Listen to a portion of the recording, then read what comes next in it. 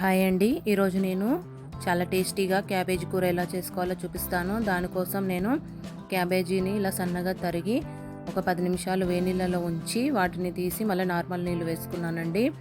తర్వాత మన రుచికి సరిపడా పచ్చిమిర్చిలను తీసుకోవాలి. కొద్దిగా పచ్చి కొబ్బరి ముక్కలు, ఒక 5-6 వెల్లుల్లిపాయలు తీసుకోవాలండి.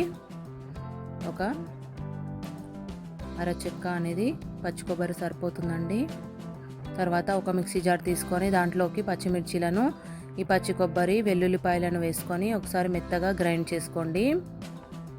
ఈ విధంగా గ్రైండ్ చేసుకొని పక్కన ఉంచుకోవాలండి. ఇప్పుడు స్టవ్ పైన ఒక ప్యాన్ పెట్టుకోండి. ప్యాన్ కొద్దిగా వేడెక్కిన తర్వాత నూనె వేసుకోవాలి.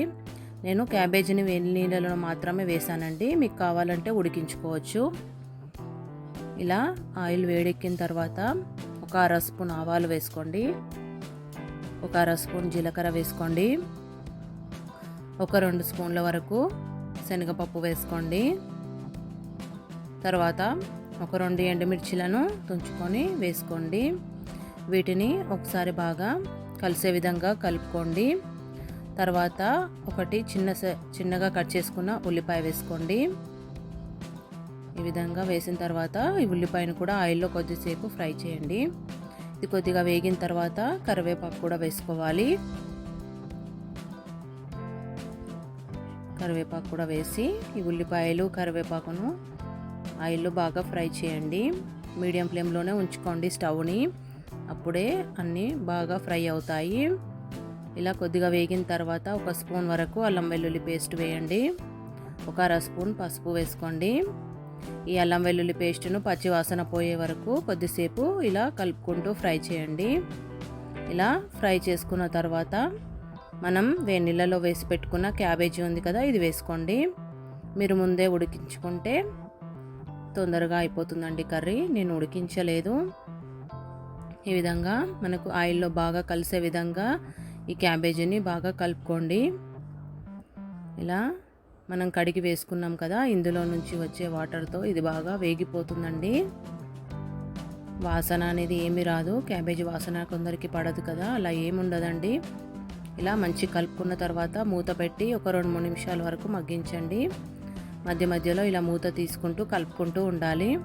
అప్పుడు అంతా మంచిగా వేగుతుంది, లేదంటే మాడిపోతుందండి. చూడండి, క్యాబేజీల నుంచి వాటర్ అనేది వస్తున్నాయి కదా, నేను వాటర్ ఏం వేయలేదు.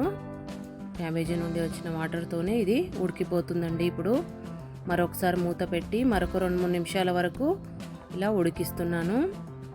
క్యాబేజీ అనేది మంచిగా ఉడికిపోతుందండి. స్టవ్ని మీడియం ఫ్లేమ్లోనే ఉంచి ఉడికించండి, అప్పుడే బాగా వేగుతుంది, పచ్చివాసన రాకుండా ఉంటుంది కూర అనేది. ఇలా క్యాబేజీ మంచిగా ఉడికిన తర్వాత మనం గ్రైండ్ చేసుకున్న పచ్చి కొబ్బరి, పచ్చిమిర్చి, వెల్లుల్లిపాయ పేస్ట్ ఉంది కదా, అది వేసుకోండి. తర్వాత రుచికి సరిపడా ఉప్పు వేసుకోండి. ఒక 2 స్పూన్ల వరకు వేసుకుంటున్నాను నేను. మీరు తినేదాన్ని బట్టి చూసి వేసుకోండి. మనం ఇందులో కారం ఏం వేయమండి, పచ్చిమిర్చి కారంతోనే చేసుకుంటాము. ఇలాగే టేస్ట్ చాలా బాగుంటుందండి. ఇలా అంతా మంచిగా కలిసే విధంగా కలుపుకోండి. మన క్యాబేజీకి ఇదంతా బాగా పట్టుకునే విధంగా కలుపుకొని మూత పెట్టి ఒక 2-3 నిమిషాల వరకు మగ్గించండి. ఇలా మంచిగా మిక్స్ చేసుకున్న తర్వాత నేను గ్రైండ్ చేసిన మిక్సీలోనే ఒక చిన్న టీ గ్లాసు నీళ్ళు అనేది వేసుకున్నానండి. కొద్దిగా మనకు కర్రీ టైప్ ఉండాలి కదా, పొడి పొడిగా ఉందండి, అందుకోసమే కొద్దిగా నీళ్ళు వేసుకున్నాను. మరి ఎక్కువగా వేయకూడదు. టీ గ్లాస్లో సగం వేసానండి, అంతే. ఇప్పుడు మరొక 2-3 నిమిషాలు మగ్గిస్తున్నాను. నీళ్ళు కూడా వేసాను కదా, అది బాగా ఉడకాలి. ఇలా మంచిగా మిక్స్ చేసుకుంటే మనకు కర్రీ అనేది రెడీ అయిపోతుందండి. ఇలా నేను చూపించిన విధంగా ఒకసారి ట్రై చేయండి. క్యాబేజీ అంటే ఇష్టం లేని వాళ్ళు కూడా తింటారు, అంత టేస్టీగా ఉంటుందండి.